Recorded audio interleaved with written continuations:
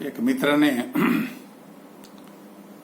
मुझसे अनुरोध किया है कि माया के संबंध में बताइए कि माया क्या है और उसे मुक्ति कैसे मिलेगी। मैंने आज सोचा ये बहुत गहन विषय है। सारा संसार ये माया रूप है। माया और मोह के जाल से ही यह संसार चल रहा है। जितने जीव हैं, मनुष्य हो या पशु पक्षी हो, सब इस माया के प्रभाव में हैं और इसी प्रभाव से यह संसार चल रहा है। तो माया क्या है, हम लोग पहले ये समझें। माया और मोह और माया जो है, दोनों एक दूसरे के पूरक हैं। आपने शादी कर ली तो पत्नी के लिए मोह है, बच्चे पैदा हो गए तो उनके प्रति माया है कि कैसे उनको बहुत आगे ले जाएं, कहाँ पढ़ाएं, कहाँ लिखाएं।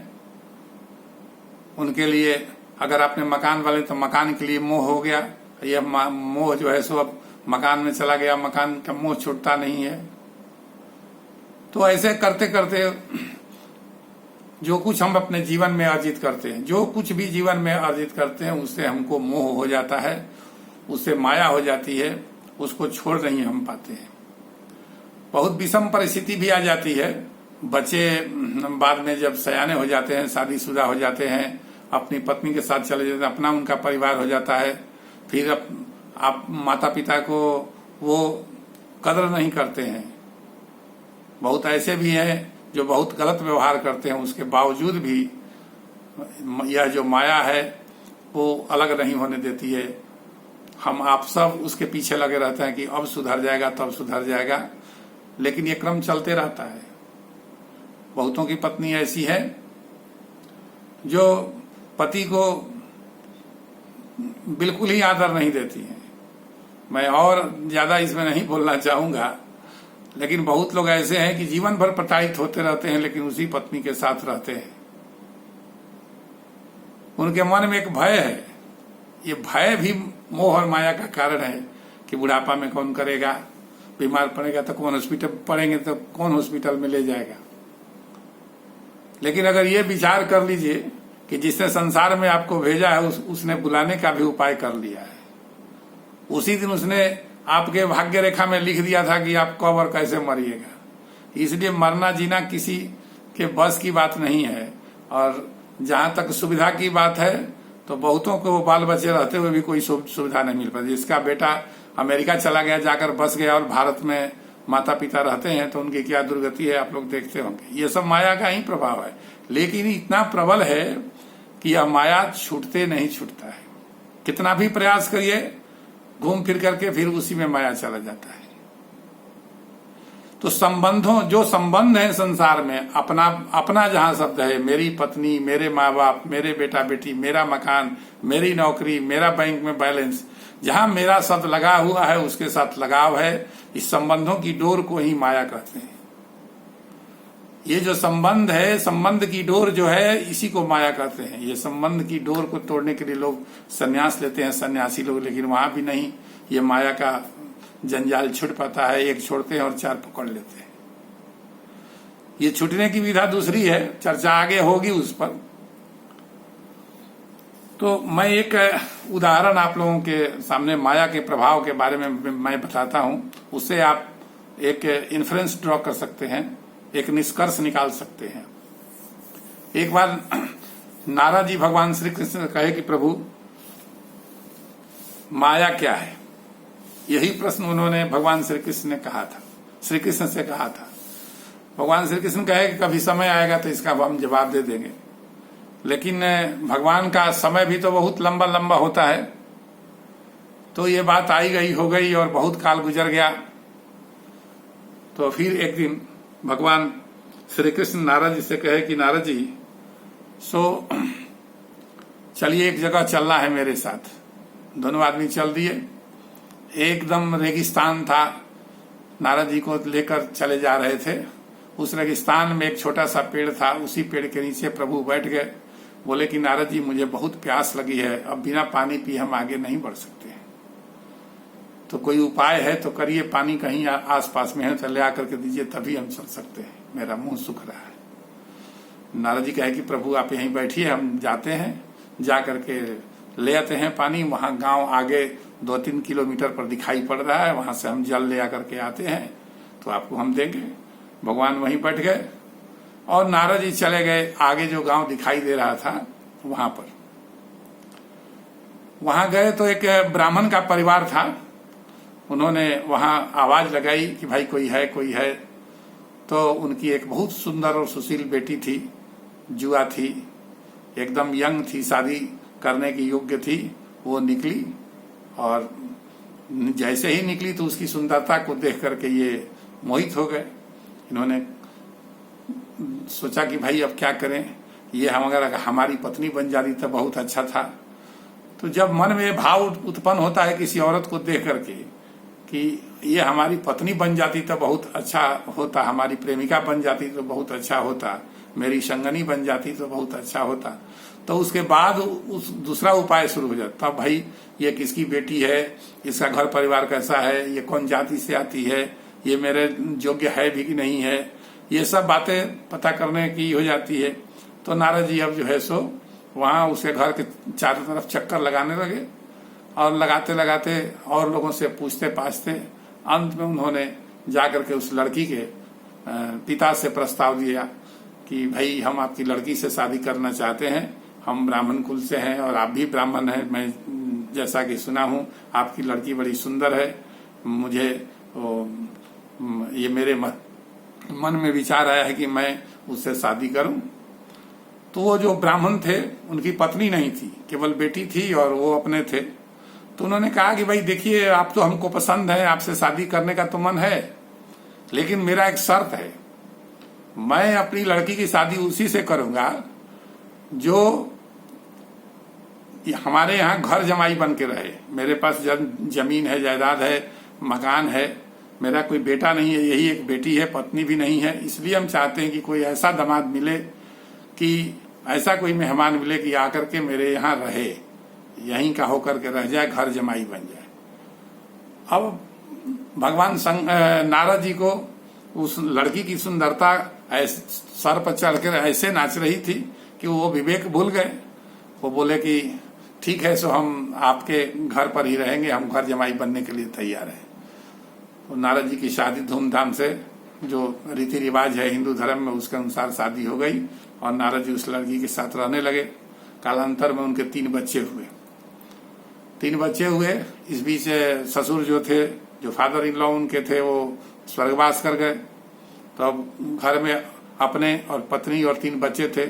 बड़ा अच्छा से परिवार चल रहा था। 10-12 साल हो गया। कोई जो सबसे बड़ी बच्ची थी वो 12 साल की हो गई थी। एक लड़का था वो 5-6 साल का था, एक 2-2.5 साल का था। परिवार बड़ा मजे से चल रहा था। नारद जी बड़े प्रसन्न थे। 12-13 वर्ष बड़ा अच्छा से कट गया। लेकिन इसी बीच में संयोग हुआ कि बरसात का दिन मौसम आया और बहुत जबरदस्त वर्षा हुई और बाढ़ का पानी आया। पूरा गांव का आदमी जो है सो उसमें बहने लगा। तो हुआ कि भाई अब गांव खाली करना है, आप लोग चलिए, नहीं तो सब लोग यहाँ डूब जाइएगा। ऊपर जो ऊपर का जमीन है जो वहां जाकर के हम लोग शरण लें। तो वो अपनी पत्नी और 3 बच्चों को लेकर के चले। 2 बच्चे को कंधे पर बैठा दिए। एक बच्चा जो है सो पीछे था, वो हाथ पकड़े हुए था, उसके पीछे पत्नी थी और नारद जी सो सब को लेकर के चले। लेकिन पानी बढ़ते जा रहा था और कुछ दूर गए तो ऐसा हुआ कि जो बच्ची हाथ पकड़ करके चल रही थी वो पानी में बह गई। तो उसके बाद नारद जी, अब वहां तो कोई उपाय था नहीं, फिर आगे बढ़ते रहे। कुछ देर आगे गए तो पानी थोड़ा और बढ़ा और जो पत्नी थी उसका हाथ पति से छूट गया और वो भी पानी में बह गई। कुछ दौरा आगे बढ़े। अब धीरे धीरे बढ़ते जा रहे हैं कि कैसे निकल जाए। जैसे भी निकल करके ऊंचे स्थान पर चले जाएं तो वो जो है सो आगे बढ़े तो एक लड़का कंधे से नीचे फिर गिर गया और पानी में बह गया। कुछ दूर और आगे गए तो जो उनका तीसरा लड़का था वो भी कंधे से गिर गया। सब धीरे धीरे करके पानी में बह गए और नारद जी आगे बढ़ करके जाकर के किनारे जब निकल गए पानी से तो जाके बैठ गए और बैठ करके अपने परिवार के लिए, अपने घर के लिए रोने लगे कि घर भी डूब गया, बाल बच्चा परिवार सब भी खत्म हो गया। तो इसी बीच में भगवान श्री कृष्ण आए पीछे से और उनके पीठ पर हाथ से मारते हुए बोले कि नारद मुनिवर मेरे पानी का क्या हुआ। जब देखे कि तो भगवान श्री कृष्ण तो बहुत लज्जित हुए, कहे कि भगवान कहे कि यही मेरी माया है, ये परिवार और ये घर ऐसा आपको पकड़ लिया, ये पत्नी और बाल बच्चे की आप मुझे ही भूल गए। तो माया का प्रभाव यही होता है कि जीव परमात्मा को ही भूल जाता है। हम सब परमात्मा के ही अंश हैं, ये जितने जीव हैं सब परमात्मा के ही अंश। काल क्रम में हम लोग उनके हाथ से छूट गए और संसार में आके गिर गए। पत्नी बाल बच्चे, घर मकान दुकान, नौकरी बिजनेस व्यवसाय के चक्कर में हम लोग परमात्मा को भूल गए। नाना प्रकार का कष्ट सहते हैं, बहुत इस जीवन में कष्ट होता है, लेकिन फिर भी जो है सो हम लोग इसी में लगे रहते हैं और ये हमारे और आपके भीतर में ये चेतना नहीं जगती है कि इससे निकलने का भी मार्ग खोजना चाहिए। नारद जी बहुत लज्जित हुए, भगवान से बहुत अनुनय विनय किए। तो भगवान ने कहा कि मैं आपको ये आपने प्रश्न किया था कि माया क्या है, उससे मुक्ति कैसे होगी, तो मैंने आपको माया का प्रभाव दिया, यही मेरी माया है और इसी माया के मोह में सारा संसार जो है सो उलझा रहता है।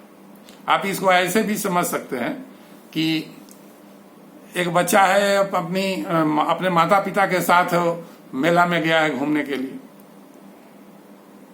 और मेले में भीड़ भाड़ रहती है। मेला ठेला का तो अनुन्यास संबंध, मेला में तो ये सब होता ही रहता है। और ऐसा भीड़ भाड़ में कभी स्थिति बनी कि लड़का का हाथ अपने माता पिता से छूट गया और वो मेले में गुम हो गया। अब ये लड़का उस अपने माता पिता से कब मिलेगा नहीं मिलेगा इसकी कोई गारंटी नहीं। अब दूसरे के हाथ में चला गया, तीसरे के हाथ में चला, दूसरे गांव में चला गया, दूसरे प्रदेश में चला गया। अब माता पिता भले खोज रहे हो, बच्चा भी चाह रहा हो कि मिले, लेकिन मिल नहीं पा रहा है, वैसी स्थिति बन नहीं रही है।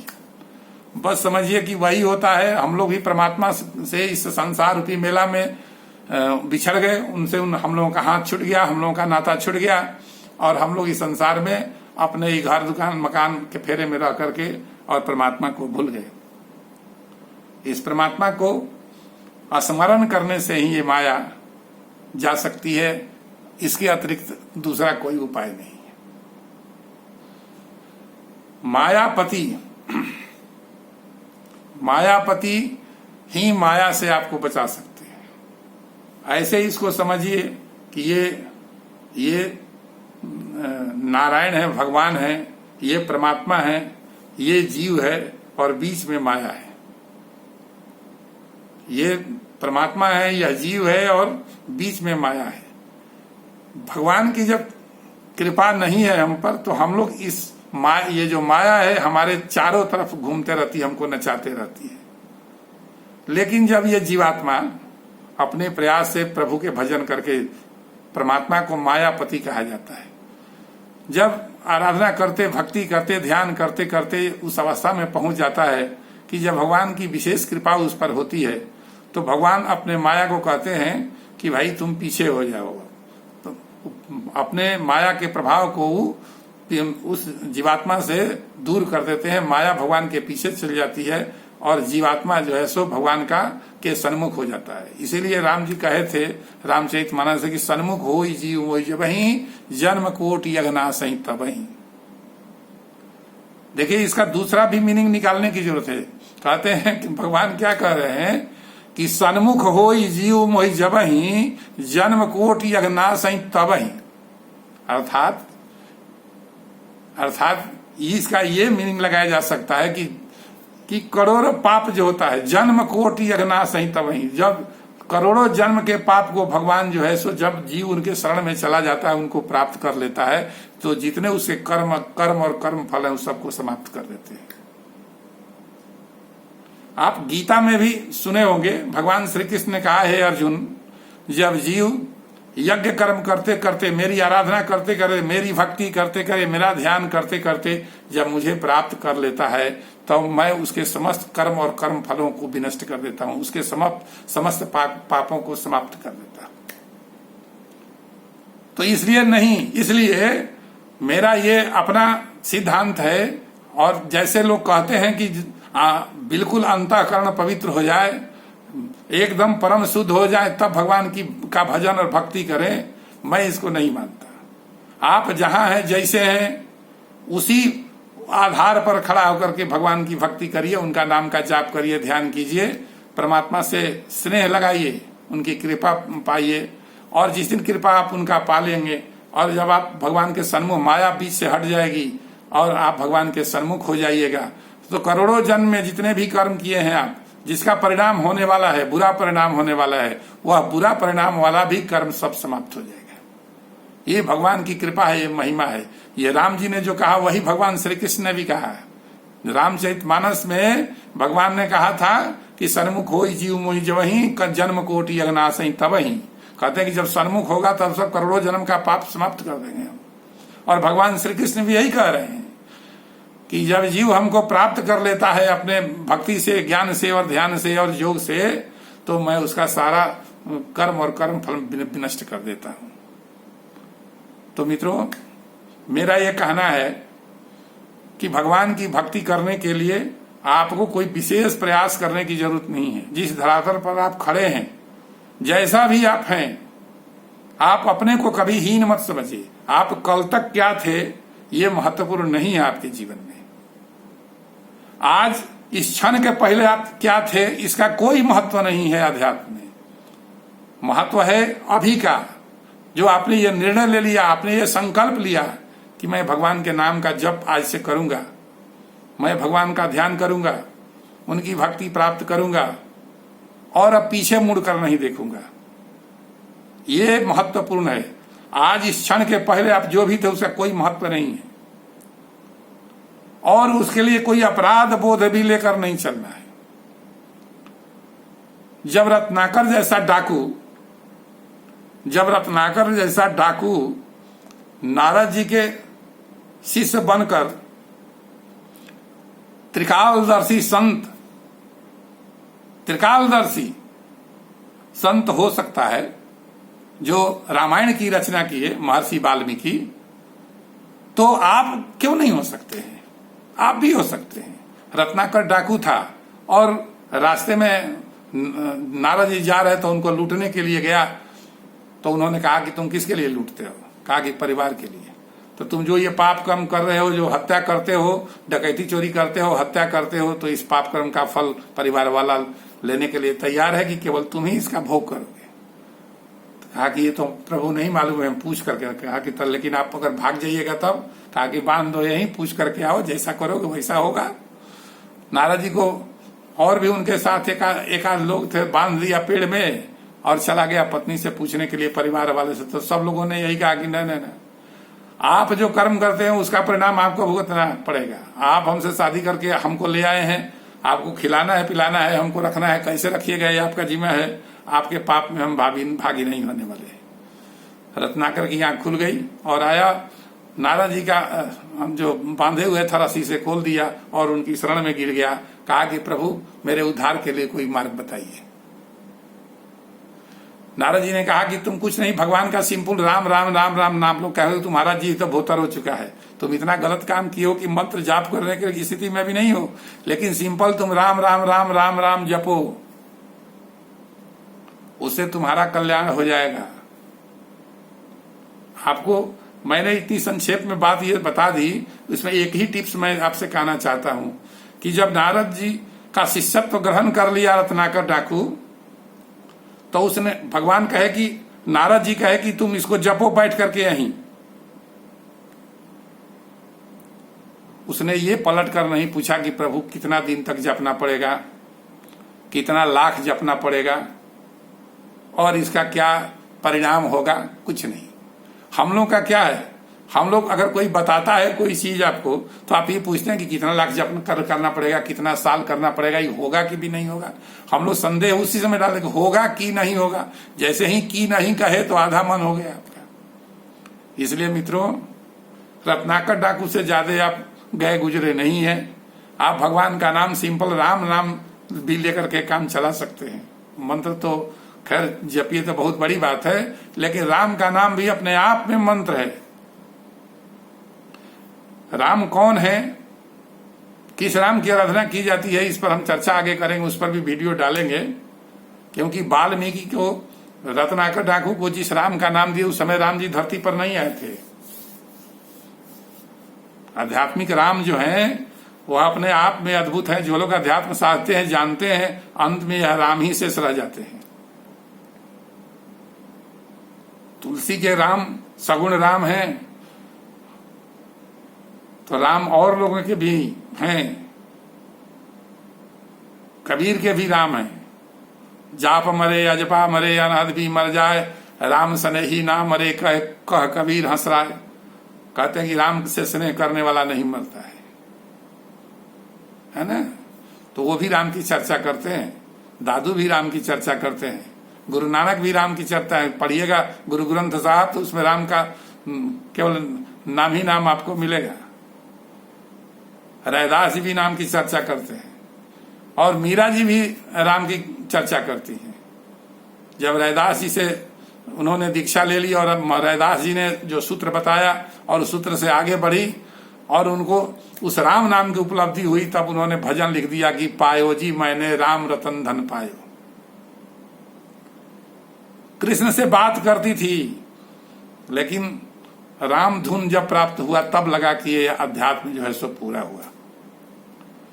तो मित्रों, माया का प्रभाव परमात्मा की कृपा से हम पर है। परमात्मा चाह रहा है, इसलिए हम माया के भीतर है, इस माया के कवच में अपनी जिंदगी गुजार रहे हैं। और इस कवच से बाहर जाने का एकमात्र उपाय है मायापति की भक्ति, मायापति के नाम का जप, मायापति का ध्यान और उनकी कृपा को प्राप्त करना। इसके अतिरिक्त कोई उपाय नहीं है जगत में इससे मुक्त होने का।